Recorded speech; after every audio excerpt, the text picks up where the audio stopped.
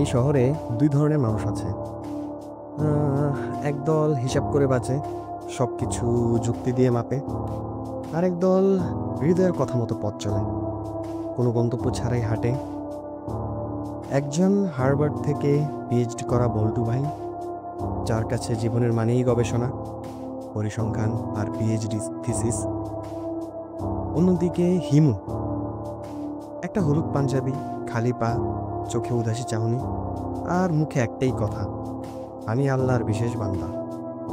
যখন এই দুই মেরুর মানুষ মুখোমুখি হয়, তখন যুক্তি আর অনুভূতি সংঘর্ষে জন্ম নেয় নতুন এক আশ্চর্যের গল্প। হিমু এবং হার্ভার্ড পিএইচডি বল্টু ভাই, এই ভিডিও থেকে আমরা জানবো আজ সেই গল্প, যে গল্পে হাসি আছে, ভাবনা আছে, আছে এমন কিছু প্রশ্ন যার উত্তর ভুলে পাওয়া যায় না। এই গল্পের শুরু হয় ঢাকার এক চায়ের দোকানে।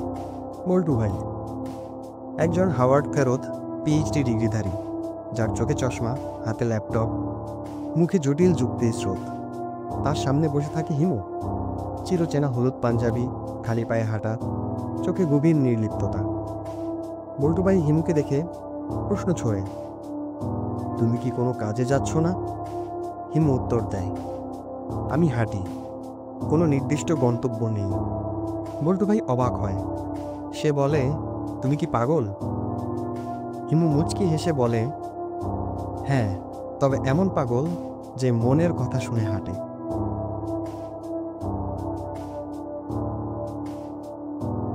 হ্যাঁ, এইভাবে শুরু হয় যুক্তি বনাম অনুভূতির মজার, তর্কে ভরা, হৃদয়স্পর্শী গল্প। বল্টু ভাই বলেন, আমি কোয়ান্টাম থিওরি জানি, নিউরো সায়েন্স জানি, সব কিছুর ব্যাখ্যা দিতে পারি। হিমু চুপচাপ শোনে, তারপর বলে, ভালোবাসার কি কোনো সূত্র জানো? চোখের জল কি নিউরনের সৃষ্টি, না হৃদয়ের ভিতরের? বল্টু ভাই যুক্তি সাজায়, হিমু সকল যুক্তি ছাপিয়ে চলে অনুভূতির পথে। বল্টু ভাই তার থিসিস পেপারের প্রমাণ দিতে চায় দুঃখ আসলে এক ধরনের সেরোটোনিন ভারসাম্যতাহীনতা। হিমু বলে, তুমি থিসিসে যা লেখো, আমি সেটা সেই পথে হাঁটতে হাঁটতে অনুভব করি।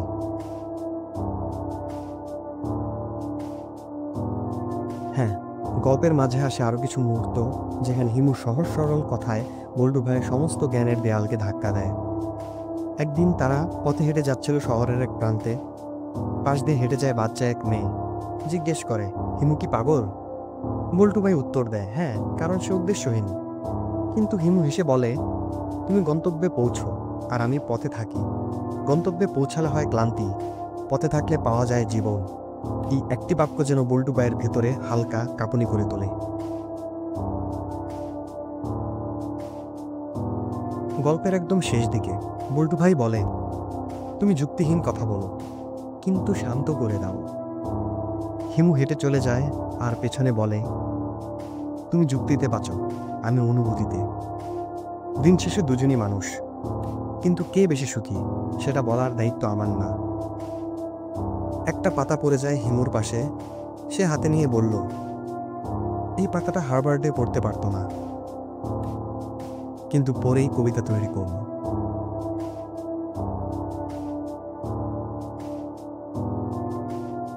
এই গল্প আমাদের শেখায়, জীবনে কেবল যুক্তি দিয়েই সবকিছু ধরা যায় না।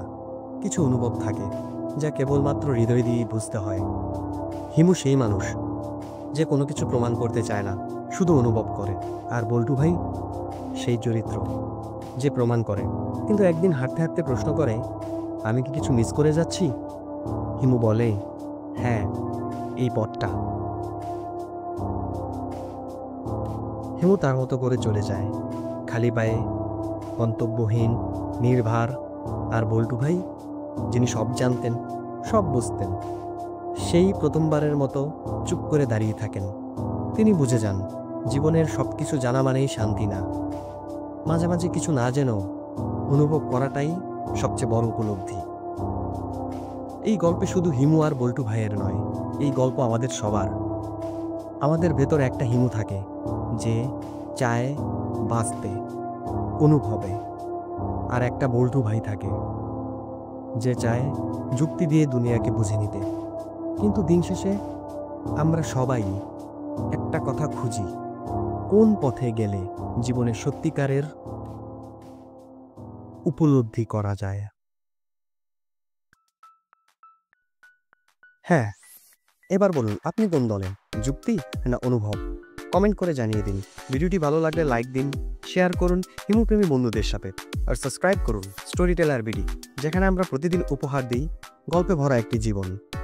দেখা হবে পরবর্তী গল্পে নতুন কোনো অনুভবে।